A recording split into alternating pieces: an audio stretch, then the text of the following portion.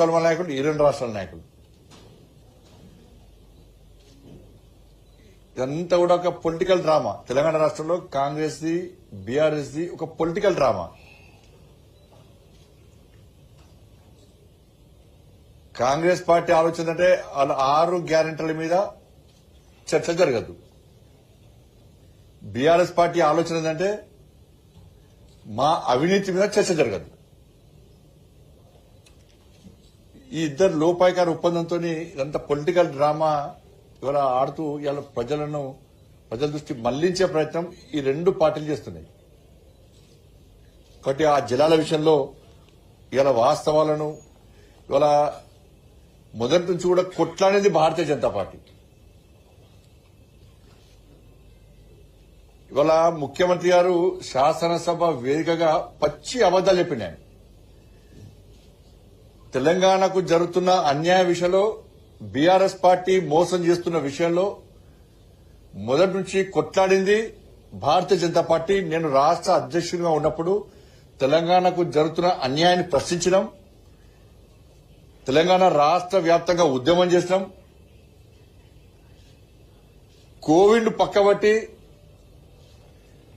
పాలమూరు, నల్గొండ, ఖమ్మం, రంగారెడ్డి ప్రాంతాలకు జరుగుతున్న అన్యాయం విషయంలో మేము యుద్దం చేస్తాం. ఆ రోజు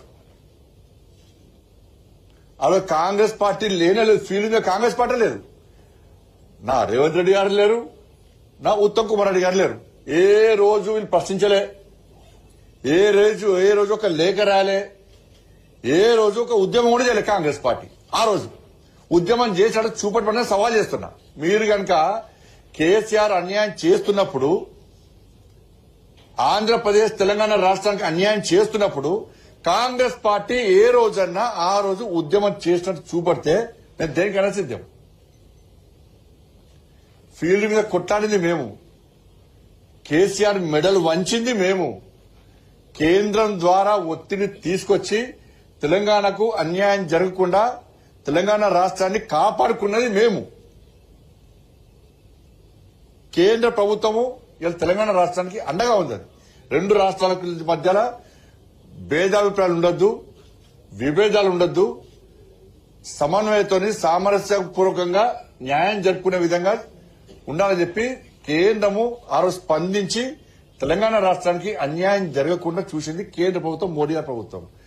ఆ రోజు జలశక్తి మినిస్టర్ గజని షెకావత్ గారు. ఇది వాస్తవం. ఈ రోజు అసెంబ్లీ పెట్టుకుని కేసీఆర్ అన్యాయం చేసి అన్యాయం చేస్తే కొట్టాలి మీద. ఆ రోజు ముఖ్యమంత్రి గారు రేవంత్ రెడ్డి ఏరున్నారు, ఉత్తమ్ కుమార్ రెడ్డి గారు ఏరున్నారు. మీ పార్టీ లేదప్పుడు.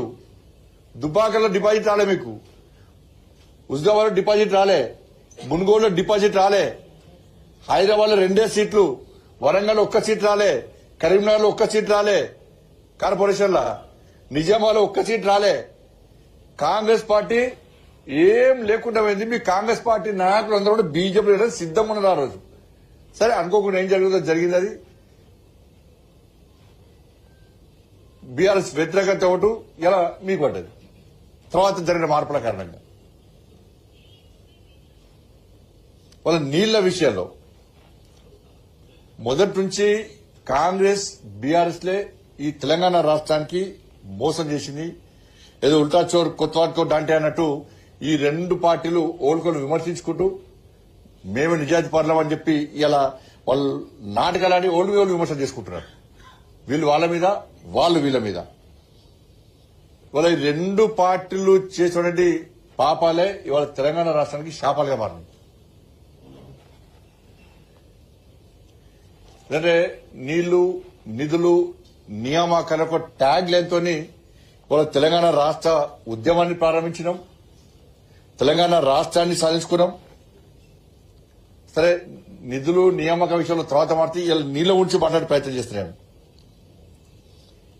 ఇవాళ నీళ్ల విషయంలో తెలంగాణ రాష్ట్రానికి మొట్టమొదట అన్యాయం చేసింది కాంగ్రెస్ పార్టీ. ఇవాళ ఉమ్మడి రాష్ట్రంలో కృష్ణా జలాల్లో 811 టీఎంసీల నీటి వాటా ఉంటే తెలంగాణలో గతం ఉమ్మడి రాష్ట్రం పంచి కూడా ఏ రోజు కూడా కనీసం 200 టీఎంసీ నీటిని కూడా వాడుకున్న